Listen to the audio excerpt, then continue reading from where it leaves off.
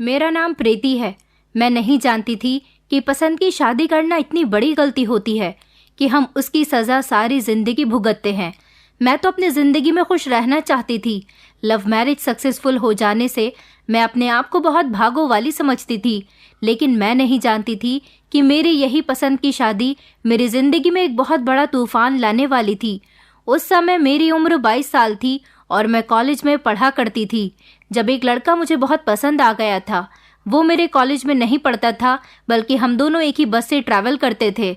मैं अपने कॉलेज के रास्ते पर उतर जाती थी। उस लड़के का ऑफिस आगे था, इसलिए वो बस में ही खड़ा रह जाता था। इस तरह हम दोनों की हर रोज़ मुलाकात होती थी। हम दोनों एक दूसरे से बस में ही मिलते थे। वो लड़का बहुत ज़्यादा हैंडसम था। उसकी अपनी गाड़ी नहीं थी, इसलिए वो बस में ही ट्रैवल करता था और मेरे पास भी कोई सवारी नहीं होती थी। यही वजह थी कि मैं अपनी बस से ही कॉलेज जाती थी और बस से ही कॉलेज से घर वापस आती थी। वो लड़का हर बार मुझे सुबह के समय ही मिला करता था, क्योंकि हम दोनों की टाइमिंग एक ही होती थी।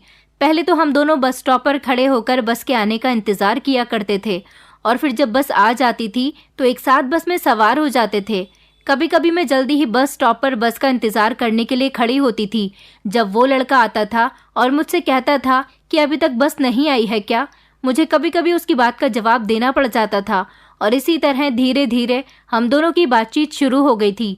बस में भी हम दोनों सारे रास्ते बात करते हुए जाते थे और फिर एक दिन ऐसा हुआ कि हम दोनों ने एक दूसरे के मोबाइल नंबर शेयर कर लिए थे और फिर जब हम दोनों की कॉल पर बात होने लगी तो हमने एक दूसरे के बारे में सब कुछ एक दूसरे के साथ शेयर किया था। हमें एक दूसरे की फैमिलीज़ के बारे में भी अच्छी तरह से पता चल गया था। मेरी तो बहुत बड़ी फैमिली थी, क्योंकि मैं एक जॉइंट फैमिली में रहने वाली लड़की थी। हमारे घर में मेरे दादा दादी, मेरे बड़े ताऊ जी और उनकी फैमिली और मेरे चाचा जी की पूरी फैमिली और हमारी फैमिली, हम सब लोग एक साथ मिलकर रहा करते थे। हमारा घर भी बहुत बड़ा था। भगवान की कृपा से हम लोगों के पास किसी तरह की कोई कमी नहीं थी। मैं बीएससी कर रही थी। मेरे घर वालों ने सोच लिया था कि जब मेरी बीएससी कंप्लीट हो जाएगी तो वो लोग मेरी शादी कर देंगे, क्योंकि मेरे घर में अब शादी का नंबर सिर्फ मेरा ही था। मेरे 2 बड़े भाई बहन की शादी हो चुकी थी। मेरे बाद मेरी एक छोटी बहन रह जानी थी। मेरे घर वालों को मेरी पढ़ाई पूरी होने की बहुत जल्दी हो रही थी। वो लोग चाहते थे कि कल के होते आज ही मेरी शादी कर दें, क्योंकि मेरा रिश्ता पहले ही फिक्स था। मगर जिस लड़के से मेरी शादी होने वाली थी, मैं उसको कोई ख़ास पसंद नहीं करती थी, लेकिन अपने घर वालों की मर्ज़ी के खिलाफ भी तो नहीं जा सकती थी। ऐसा भी नहीं था कि मैं किसी लड़के को पसंद करती थी। मेरे घर वालों ने मेरी मर्ज़ी पूछी थी, मगर मैं उस वक्त किसी को पसंद ही नहीं करती थी। इसलिए मैंने उनसे कहा था कि आप लोग मेरे लिए बेहतर ही फैसला करेंगे। मैं आप लोगों की खुशी में ही खुश हूँ। मेरे घर वाले मुझ पर बहुत प्राउड फील करते थे। मेरी बड़ी बहन की शादी भी अरेंज मैरिज ही हुई थी, जबकि भैया की शादी लव मैरिज हुई थी। मेरे दोनों भाई बहन अपनी अपनी शादीशुदा ज़िंदगी में बहुत खुश थे। मैं भी उन लोगों को देख देख कर खुश होती थी और चाहती थी कि मेरी शादी जल्द से जल्द हो जाए। लेकिन जिस दिन से मेरी मुलाकात रोहित से हुई थी, मैं उसे पसंद करने लगी थी। रोहित बहुत अच्छा लड़का था और अच्छी कंपनी में नौकरी करता था। अब मैं मन ही मन में अफसोस करती थी कि मेरा रिश्ता इतनी जल्दी फिक्स कैसे हो गया, जबकि मुझे तो अब रोहित पसंद आने लगा था। कुछ दिन तक तो हम लोगों ने एक दूसरे के साथ फ्रेंड्स बनकर ही बात की थी। हम दोनों एक दूसरे के बहुत अच्छे दोस्त बन गए थे और एक दूसरे के साथ अपना हर सुख दुख बांटने लगे थे। रोहित की फैमिली में उसकी सिर्फ एक शादीशुदा बहन थी और एक छोटा भाई था जो कि हॉस्टल में पढ़ता था। वैसे तो वो जवान था, अभी उसकी पढ़ाई पूरी नहीं हुई थी। वो सिर्फ मेरे पति से 4 साल ही छोटा था, जबकि रोहित की बहन सबसे बड़ी थी और उसकी बहन ने अपने माता पिता के मर जाने के बाद अपने दोनों भाइयों का ख्याल रखा था और उनकी देखरेख की थी। रोहित ने बताया था कि उसकी बहन की शादी हो गई है, उसकी ससुराल पास के ही मोहल्ले की है, इसीलिए वो अपने मायके में आती जाती रहती है और अपने भाइयों का ख्याल रखती है।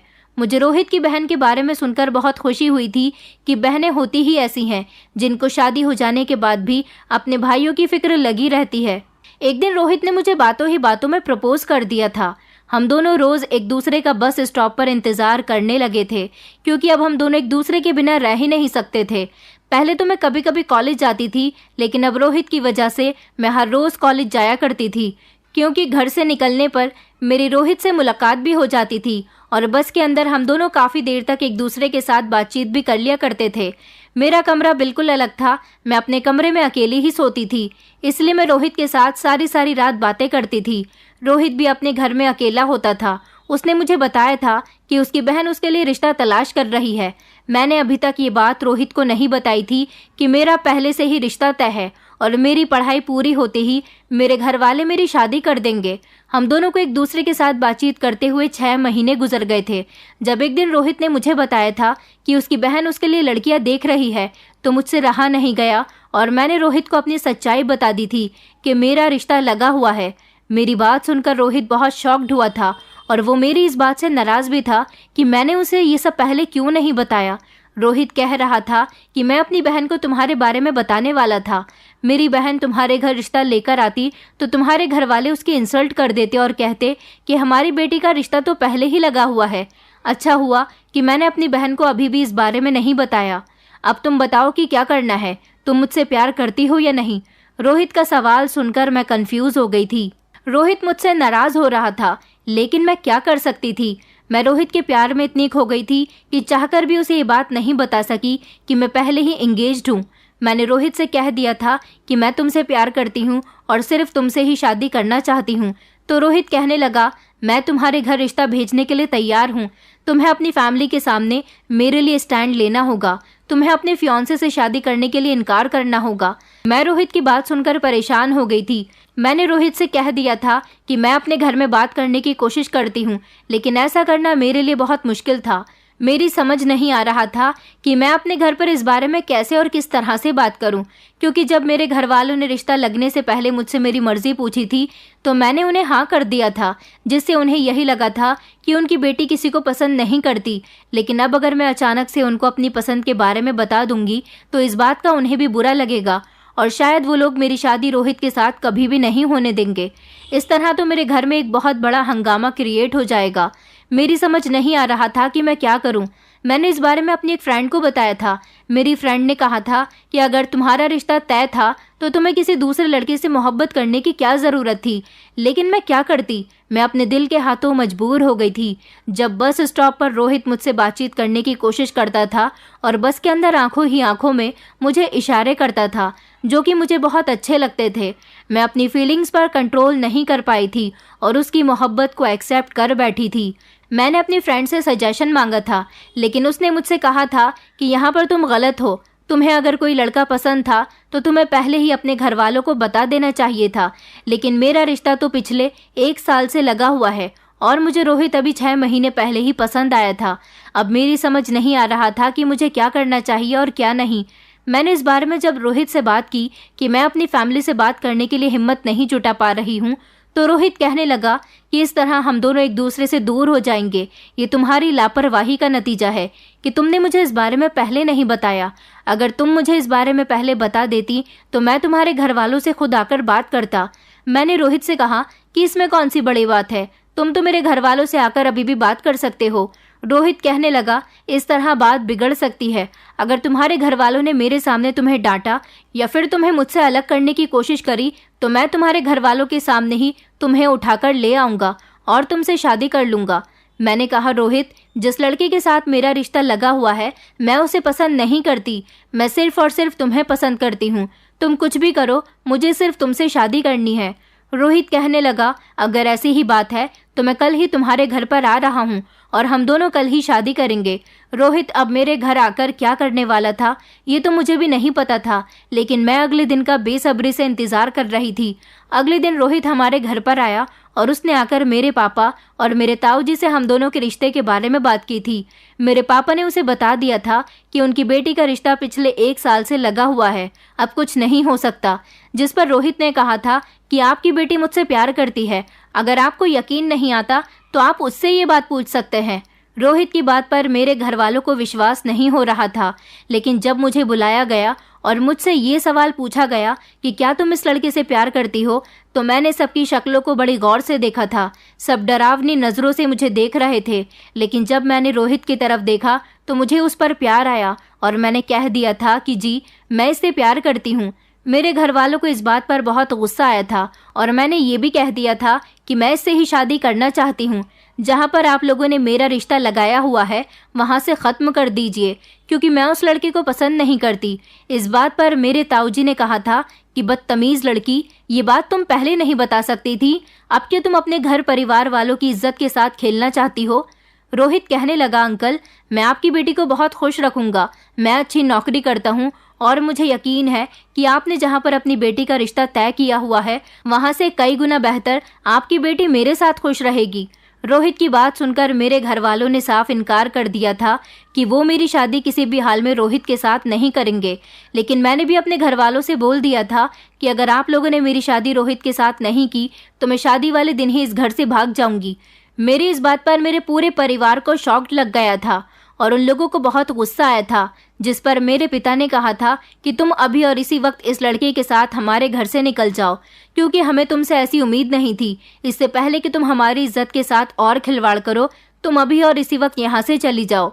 हम लड़के वालों से खुद माफ़ी मांग लेंगे, क्योंकि अभी तो हम लोग इस बात को दबा सकते हैं, लेकिन शादी वाले दिन नहीं दबा सकेंगे।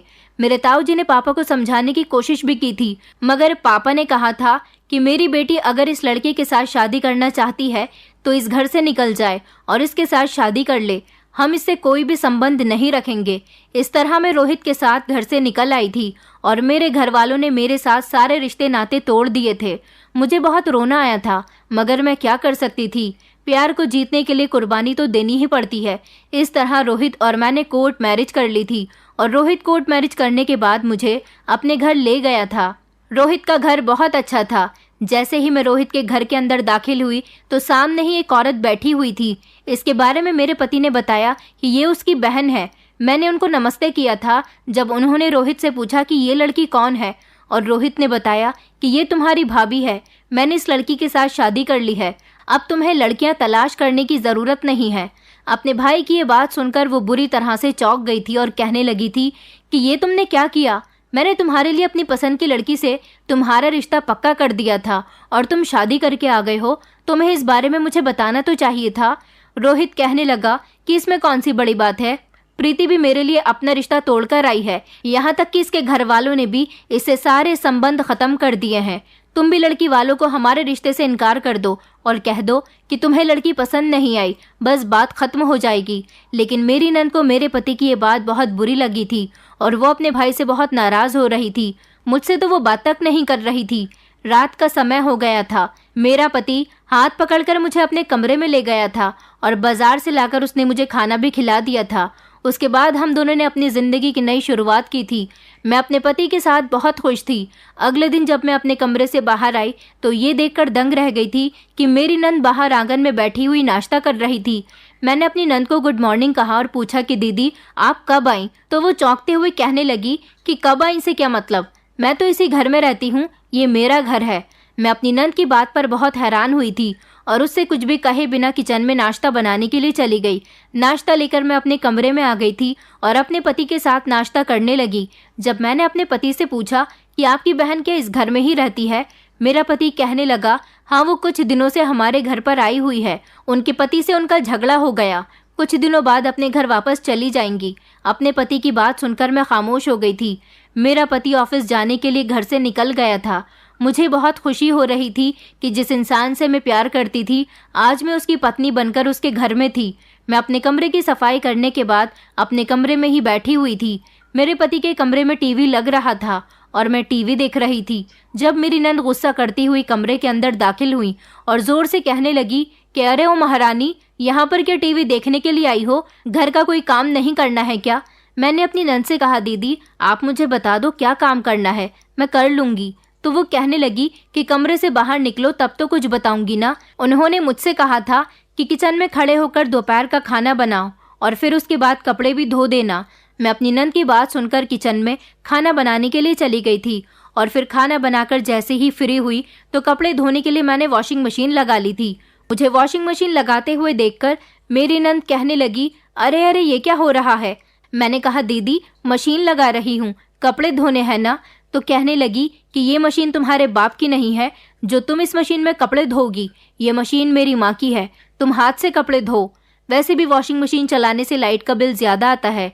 अपनी नंद की बात पर मैंने कहा था कि दीदी, आप कौन से इस घर में रहती हो या फिर लाइट का बिल आप देती हो, जो आपको लाइट के बिल की फिक्र हो रही है। अब इस घर की जो भी चीज है वो मेरी हो गई है, क्योंकि मैं इस घर की बहू हूँ और लाइट का बिल मेरा पति देता है, इसलिए आपको इस मामले में बोलने की जरूरत नहीं है।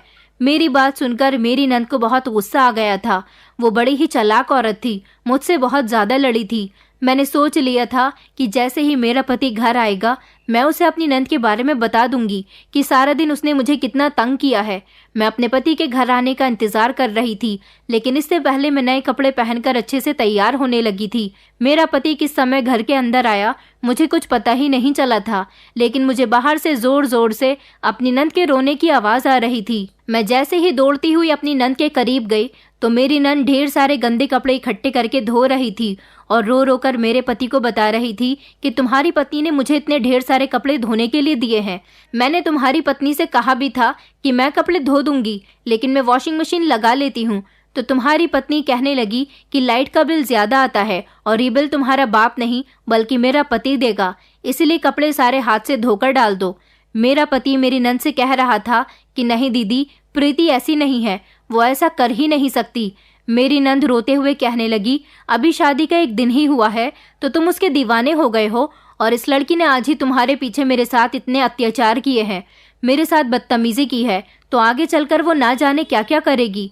मेरा पति थका हारा ऑफिस से आया था और अपनी बहन की बातें सुनकर बहुत ज्यादा परेशान हो गया था। वो मेरी तरफ देखकर कह रहा था, क्या जो दीदी कह रही है वो सब सच है? मैंने रोहित से कहा, रोहित, तुम्हारी दीदी झूठ बोल रही हैं, बल्कि इन्होंने मुझसे कपड़े धोने के लिए कहा था और जब मैं वॉशिंग मशीन लगाने लगी तो इन्होंने यही सारी बातें मुझसे कही थी जो ये मेरा नाम लेकर तुम्हें बता रही है। मेरा पति हम दोनों को डांटने लगा और कहने लगा कि खामोश हो जाओ तुम दोनों और अब मुझे खाना दे दो, मुझे भूख लग रही है। मैं अपने पति के लिए खाना लेकर आ गई थी, मगर मैं अपने पति से नाराज थी कि अभी हमारी शादी को 24 घंटे भी नहीं हुए थे कि इस घर में हंगामा होना शुरू हो गया था। मेरी जिंदगी अब इसी तरह से गुजरनी शुरू हो गई थी। मेरी नंद अब हर रोज मेरे साथ कोई ना कोई ऐसी हरकत जरूर करती थी जिससे वो मुझे बुरी लगने लगी थी। मेरी शादी को धीरे धीरे 1 महीना हो गया था और हर रोज मेरा और मेरी नंद के बीच झगड़ा किसी न किसी बात पर जरूर होता था। मैं अपने पति से कहती थी कि दीदी किस दिन हमारे घर से जाने वाली है। मेरा पति कहता था कि वो मेरी बहन है और जब तक चाहे यहाँ पर रह सकती हैं। मैं अपनी बहन को घर से तो नहीं निकाल सकता। और इधर मेरी नंद थी कि मेरे और मेरे पति के बीच में दरार पैदा करने की कोशिश कर रही थी। कुछ ही दिन गुजरे थे कि मुझे पता चला कि मैं माँ बनने वाली हूँ, जिसकी खुशी मेरे पति को बहुत हुई थी, मगर मैं ये नहीं जानती थी कि ये खुशी मेरे पति के लिए सिर्फ कुछ ही दिनों की है। मेरा पति जब सुबह के समय ऑफिस जाने के लिए घर से निकला और बस स्टॉप की तरफ जा रहा था, तब अचानक एक तेज रफ्तार गाड़ी ने उसको कुचल दिया और इस तरह मेरे पति की मौके पर ही मौत हो गई थी। अपने पति की मौत की खबर सुनकर मैं बहुत ज्यादा सदमे में आ गई थी और तड़प तड़प कर रो रही थी।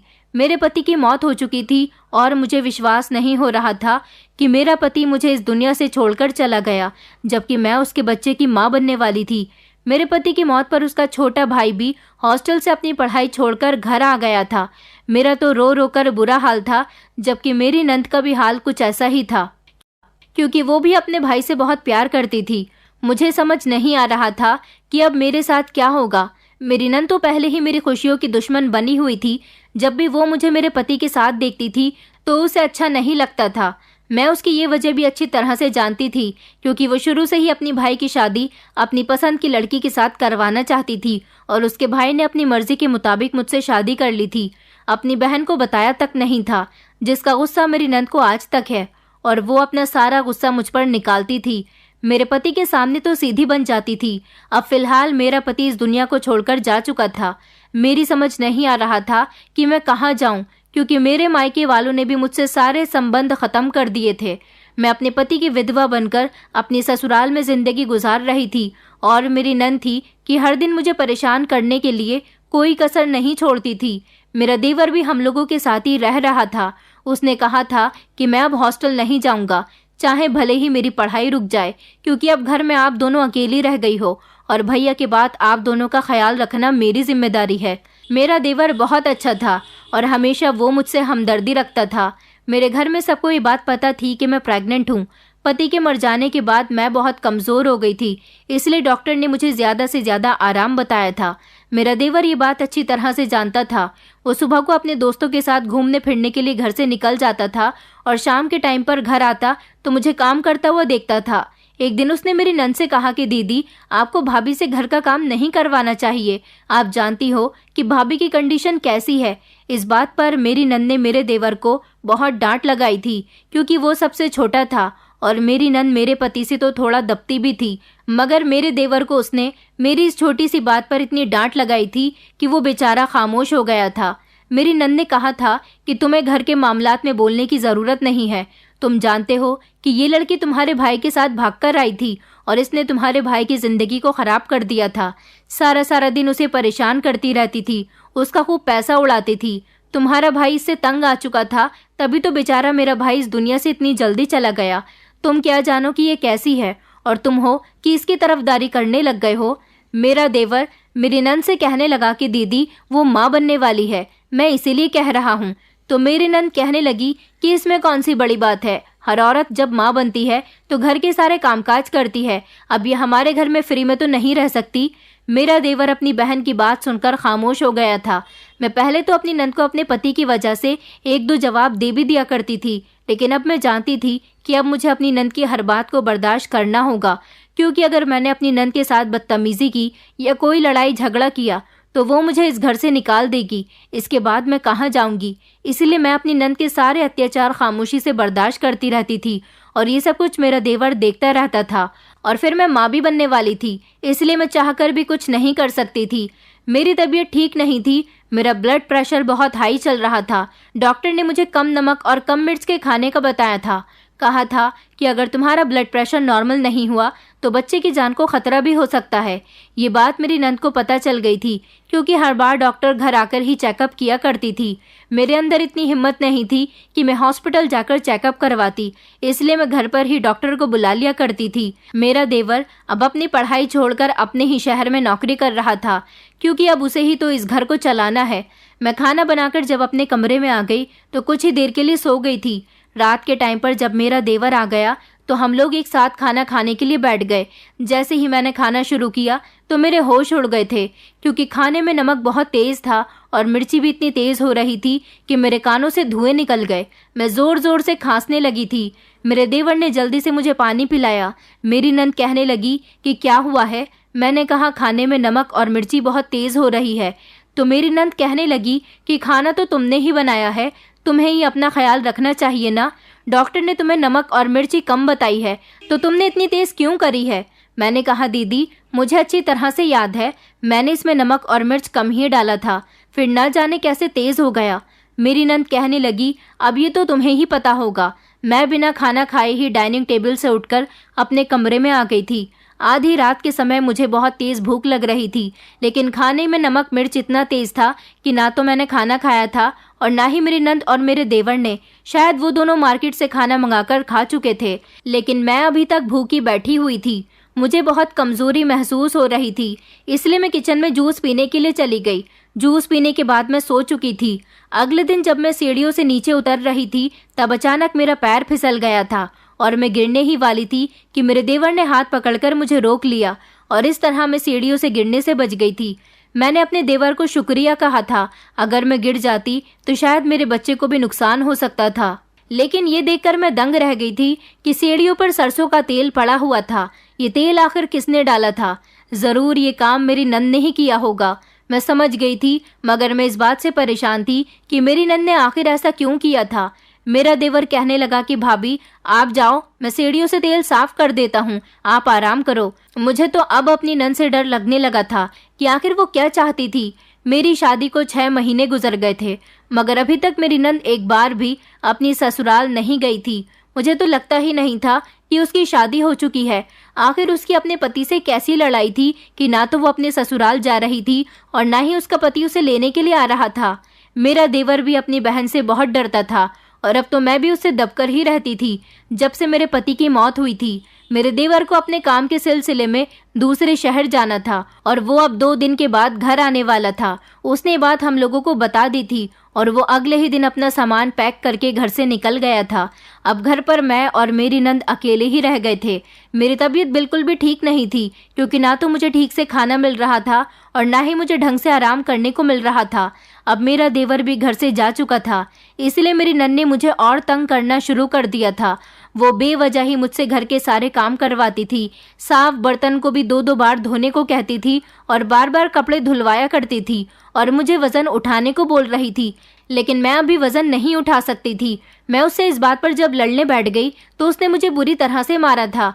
मेरा एक दिन तो इसी तरह से गुजर गया था और दूसरे दिन मेरी नंद अपने किसी रिश्तेदार के यहाँ चली गई थी, तो सारा दिन मैं घर पर अकेली थी और मेरा वो दिन बहुत सुकून से गुजरा था।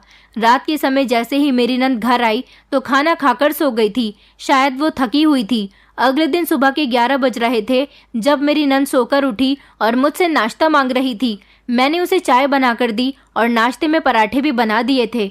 उसने नाश्ते से भरी प्लेट को जमीन पर फेंक दिया और कहने लगी कि मुझे ये नहीं चाहिए, मेरे लिए ब्रेड और ऑमलेट लेकर आओ। मैं खामोशी से फर्श पर पड़ी हुई गंदगी को साफ करने लग गई थी और अपनी किस्मत पर रो रही थी। आज मुझे बेहद अफसोस हो रहा था कि मैं अगर अपने पिता की मर्जी के मुताबिक शादी कर लेती तो मुझे ये दिन नहीं देखना पड़ता, क्योंकि मैं बहुत बड़ी तकलीफ से गुजर रही थी। मैं प्रेग्नेंट थी और मुझे सख्त से सख्त आराम की ज़रूरत थी और अच्छी डाइट की ज़रूरत थी, लेकिन मुझे तो इस घर में रहते हुए सुकून नहीं मिल रहा था। फर्श साफ करने के बाद मैं अपनी नंद के लिए नाश्ता बनाकर ले आई थी। उसने नाश्ता कर लिया था और फिर उसने मुझे दवाई दी थी और कहने लगी कि ये दवाई अभी मेरी आंखों के सामने खा लो। मैंने अपनी नंद से कहा कि आखिर ये किस चीज़ की दवाई है, तो वो कहने लगी कि मैंने तुमसे जितना कहा है उतना कर लो, वरना तुम्हें धक्के मारकर इस घर से निकाल दूंगी। मैं अपनी नंद से कहने लगी, लेकिन दीदी आप मुझे बताओ तो सही कि ये किस चीज़ की दवाई है। मेरी नंद कहने लगी कि ज़्यादा सवाल जवाब मत करो, बस जल्दी से खा लो। मैंने ठान लिया था कि मैं ये दवाई किसी भी हाल में नहीं खाऊंगी, इसलिए अपनी नंद से कह दिया था कि मैं ये दवाई जब तक नहीं खाऊंगी जब तक आप मुझे बता नहीं देती कि इस दवाई से क्या होगा। फिर मेरी नंद ज़ोर ज़ोर से हंसने लगी और कहने लगी कि ये मिसकैरेज की दवाई है, इसको खाने से तुम्हारा मिसकैरेज हो जाएगा। मैं अपनी नंद की बात पर बड़ी हैरान हुई थी। मैंने कहा था कि तुम मेरे बच्चे को क्यों मारना चाहती हो, मैं ये दवाई कभी नहीं खाऊंगी। तो वो कहने लगी कि ये दवाई तो तुम्हें ज़बरदस्ती खानी ही होगी, अगर तुमने नहीं खाई तो मैं तुम्हें इस घर से निकाल दूंगी। मैंने कहा मैं अपने बच्चे को किसी भी हाल में नहीं मारूंगी, ये रोहित और मेरी निशानी है, मैं अपने बच्चे की परवरिश करूंगी। मेरी नंद कहने लगी तुम इसकी परवरिश तो बाद में करोगी, इससे पहले ये बच्चा ही इस दुनिया में नहीं आएगा, क्योंकि मुझे अपने मायके में हिस्सा चाहिए। अगर तुम्हारा बच्चा पैदा हो गया तो कानूनी तौर पर इसका हक बनता है। इस तरह तो मेरा नुकसान हो जाएगा, क्योंकि फिर 3-3 हिस्से बनेंगे। ये बच्चा मेरे भाई का हिस्सा ले लेगा, जबकि अब मेरा भाई नहीं रहा तो इसका हिस्सा भी इस घर से खत्म हो चुका है। इसलिए अब इस घर में सिर्फ हम 2 भाई बहन का हिस्सा ही बचा है। यही वजह है कि इस बच्चे को मारना बहुत ज़रूरी है। अपनी नंद की चालाकी और शैतानी दिमाग के बारे में सोच सोचकर मुझे हैरानी हो रही थी। मैंने अपनी नंद से कहा कि तुम कितनी घटिया औरत हो, तुम्हें शर्म नहीं आती अपने भाई और उसके बच्चे के बारे में ऐसा कहते हुए। तुम इस घर में शादी होने के बावजूद भी रह रही हो और अब चाहती हो कि इस घर में तुम्हें हिस्सा भी मिल जाए। मेरी नंद कहने लगी हाँ, ये मेरा घर है, इसीलिए मैं यहीं पर रहूंगी। मैंने कहा तुम जाओ यहाँ से, ये मेरा घर है, तुम्हारा घर तुम्हारा ससुराल है। मेरी नंद कहने लगी अब तू मुझसे ज़बान लड़ाएगी। मेरी नंद ने मेरे मुंह पर एक जोरदार थप्पड़ मार दिया था, जिसकी वजह से मैं ज़मीन पर गिर गई थी और बुरी तरह से रोने लगी थी। मेरी नंद ने मेरे बाल पकड़ लिया और मुझे घसीटते हुए दरवाजे तक ले आई थी। कहने लगी अगर दवाई खानी है तो इस घर में रहना होगा, वरना तेरी इस घर में कोई जगह नहीं है, तू यहाँ से निकल जा। मैं अपनी नंद से गिड़गिड़ा रही थी और कह रही थी कि दीदी प्लीज़ मेरे साथ ऐसा मत करो। वो मुझे घसीटते हुए दरवाजे तक ही लेकर आई थी जब अचानक मेरा देवर दरवाजे पर आ गया और उसने मुझे मेरी नंद से बचा लिया। वो कहने लगा दीदी आप ये सब कुछ क्या कर रही हो। मेरी नंद ने मेरे देवर से उसी तरह झूठ बोल दिया था जैसे वो मेरे पति के सामने बोलती थी। ऐसे ही उसने मेरे देवर के सामने भी कहा था कि इसे हमारे भाई का हिस्सा चाहिए, इसका बच्चा अभी दुनिया में आया भी नहीं है और ये कह रही है कि मुझे मेरे बच्चे का इस घर से हिस्सा चाहिए, इसलिए मैं इसे इस घर से निकाल रही हूँ। मेरा देवर चौंकती हुई नज़रों से मेरी तरफ देख रहा था। मैं रोते हुए अपने देवर की तरफ इनकार करते हुए सर हिला रही थी। मेरे देवर ने मुझे संभाला और कमरे के अंदर लेकर आ गया था। वो मेरे साथ साथ मेरे कमरे में आ गया था और उसने कमरे का दरवाज़ा बंद कर लिया था, जबकि मेरी नंद गुस्सा होती हुई अपने कमरे में चली गई थी। मैं शुक्र का सांस ले रही थी कि सही टाइम पर आकर मेरे देवर ने मुझे बचा लिया था। मेरा देवर मुझसे कहने लगा, भाभी क्या सच में आपको इस घर में भैया का हिस्सा चाहिए? तो मैंने उससे कहा, नहीं रोहन, मुझे इस घर में कोई हिस्सा नहीं चाहिए, बल्कि मैं तो इस घर में रहना चाहती हूँ। तुम्हारे भैया से जब मैंने शादी की थी तो मेरे घर वालों ने मुझसे सारे संबंध खत्म कर दिए थे, इसलिए मेरे पास कोई ठिकाना नहीं है। मुझे इस घर में रहने के लिए सिर्फ जगह चाहिए। मैं तो इस घर में अपने पति की विधवा बनकर रहना चाहती हूँ। सारी जिंदगी उसके और उसके बच्चे के नाम कर देना चाहती हूँ। तुम्हारी दीदी झूठ बोल रही है। मेरा देवर कहने लगा, भाभी मैं जानता हूँ कि दीदी झूठ बोल रही है, क्योंकि आपकी सच्चाई आपकी आंखों से पता लग रही है। उस दिन खाने में नमक मिर्च डालते हुए मैंने दीदी को देख लिया था, और फिर सीढ़ियों पर तेल भी दीदी ने ही डाला था। मैं सब जानता हूँ कि दीदी आपको बहुत परेशान करती है, और मैं ये भी जानता हूँ कि वो हमारे घर में हमेशा हमेशा के लिए बसना चाहती है, तभी तो इतने समय से अपनी ससुराल नहीं जा रही है। आप बेफिक्र रहो, भैया आपसे बहुत प्यार करते थे। मैं कभी आपको इस घर से नहीं जाने दूंगा। बस मेरी एक शर्त है जो आपको माननी पड़ेगी। मैंने अपने देवर से कहा कि हाँ बताओ, तुम्हारी कौन सी शर्त है? उसने जो मुझे शर्त बताई उसे सुनकर तो मेरे पैरों तले से जमीन निकल गई थी। उसने मुझसे कहा था, भाभी मैं आपसे शादी करना चाहता हूँ। मैं आपको इस घर में जगह देना चाहता हूँ। कानूनी तौर पर आप इस घर में रह सकोगी, क्योंकि दीदी अब आपको घर से निकालने के लिए कुछ भी कर सकती है, लेकिन जब आप मेरी पत्नी बन जाओगी तो आपको इस घर से कोई नहीं निकाल सकता। मैं अपने देवर से शादी करने के लिए तैयार नहीं थी। मैंने उससे कहा कि तुम ये कैसी बातें कर रहे हो, मैं तुमसे शादी नहीं कर सकती। मैं तुम्हारे भैया से बहुत प्यार करती थी। मेरा देवर कहने लगा, भाभी अभी आपने बच्चे को जन्म नहीं दिया है। जब बच्चा इस दुनिया में आ जाएगा तो अपने पिता का नाम पूछेगा, तो आप उसे क्या बताओगी कि उसका पिता इस दुनिया से जा चुका है? और क्या सारी जिंदगी आप दीदी के अत्याचार इसी तरह से सहती रहोगी? अगर आप चाहती हो कि आपका बच्चा और आप इस घर में हंसी खुशी जिंदगी गुजारो तो आपको ये कदम उठाना पड़ेगा। अपने देवर की बात सुनकर मैं कंफ्यूजन का शिकार हो गई थी। मेरी कुछ समझ नहीं आ रहा था कि मैं क्या करूं। मेरी नंद की हरकतें तो दिन ब दिन बढ़ती जा रही थी, इसलिए मैंने अपने देवर की बात मान ली थी। इस तरह मेरी शादी मेरे देवर के साथ हो गई, और मेरी नंद जो कि मुझे इस घर से निकालना चाहती थी वो और ज़्यादा परेशान हो गई थी, क्योंकि अब इस घर में मेरा मकाम पहले जैसा बन गया था। मेरा देवर कह रहा था कि मैं अपनी दीदी की इज्जत करता हूँ और उनसे डरता नहीं हूँ। बस इसीलिए कभी भी मैंने उन्हें कुछ भी गलत करने से रोकने की कोशिश नहीं की। मगर दीदी अब हद से ज़्यादा गिरती जा रही हैं, इसलिए उनको सबक सिखाने का सिर्फ एक यही अच्छा रास्ता है। मेरी नंद ने हम दोनों की शादी पर बहुत हंगामा किया था, क्योंकि वो जो चाहती थी वो नहीं हो सका था।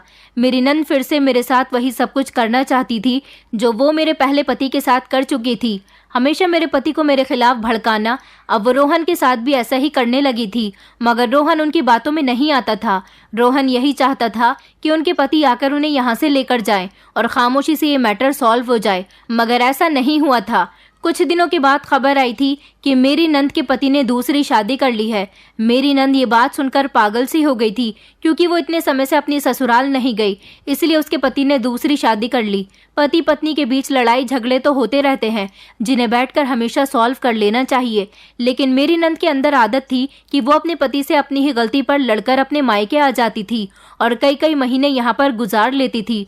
उसने कभी पीछे पलटकर अपने पति के बारे में सोचा ही नहीं था कि वो कहाँ होगा, कैसा होगा, कैसे अपना गुजारा कर रहा होगा। वो अपनी पत्नी की हरकतों से तंग आ गया था, इसलिए उसने अपनी पत्नी को डिवोर्स देने का फैसला किया और दूसरी शादी कर ली। उसने डिवोर्स के पेपर हमारे घर पर भेज दिए थे। मेरी नंद डिवोर्स के पेपर देख देख कर बिलख बिलख कर रो रही थी। उसे तो उम्मीद ही नहीं थी कि उसका पति दूसरी शादी भी कर सकता है। उसे लगता था कि वो अपने मायके में उससे नाराज रहेगी तो वो भी उसको मनाने के लिए काफी कोशिश करेगा, मगर उसने एक बार भी कोई कोशिश नहीं करी थी। वो मेरा घर बर्बाद करने की काफी समय से कोशिश कर रही थी, लेकिन भगवान हमेशा अच्छे लोगों का साथ देता है, इसलिए भगवान ने मेरा घर मेरे देवर के साथ दोबारा से बसा दिया था, जबकि मेरी नंद का तो बसा बसाया ही घर उजड़ गया था। मेरी नंद अपने किए पर बहुत पछताती है और अब वो मुझसे माफी मांगती है। मैंने उसे माफ तो कर दिया है, मगर मेरे दिल में उसके लिए कभी इज्जत नहीं बढ़ सकती, क्योंकि वो मेरी जिंदगी में काफी जहर घोल चुकी है और उसने मेरे बच्चे को भी कई बार मारने की कोशिश की है। मेरी नंद अब कमरे में हमेशा बंद रहती है और पागलों की जैसी हरकतें करती है। उसके किए की यही सजा है जिसको वो भुगत रही है, और कुछ समय के बाद मैंने एक प्यारी सी बेटी को जन्म दिया। मेरा देवर रोहन, जो अब मेरा पति बन गया है, वो मेरा और मेरी बेटी का बहुत ख्याल रखता है और मुझसे बहुत प्यार करता है। अब मैं अपनी ससुराल में सुकून से रहती हूँ, अपने पति और अपनी बेटी के साथ खुशी खुशी जिंदगी गुजार रही हूँ, जबकि मेरी नंद का पागलपन अब दिन ब दिन बढ़ता जा रहा है। डॉक्टर ने बताया है कि उसे पागल खाने में एडमिट करना होगा। किसी का घर उजाड़ने से पहले हमें अपनी जिंदगी के बारे में सोच लेना चाहिए कि हमारे साथ भी कभी कुछ ऐसा हो सकता है जिससे हमारी जिंदगी भी एक पल में उजड़ सकती है। इसलिए हमेशा लोगों के बारे में अच्छा ही सोचें और उनके साथ अच्छाई करें, ना कि बुराई करें, जिसकी वजह से आपकी जिंदगी ऐसी ना हो जाए कि आप किसी को मुंह दिखाने लायक न रहें। दोस्तों, उम्मीद करती हूँ आपको हमारी कहानी पसंद आई होगी। कहानी पसंद आई है तो वीडियो को लाइक करें, चैनल पर नए हैं तो चैनल को सब्सक्राइब करें और हाँ, नोटिफिकेशन बेल को जरूर दबाएं ताकि अगली अपडेट सबसे पहले आपको मिले।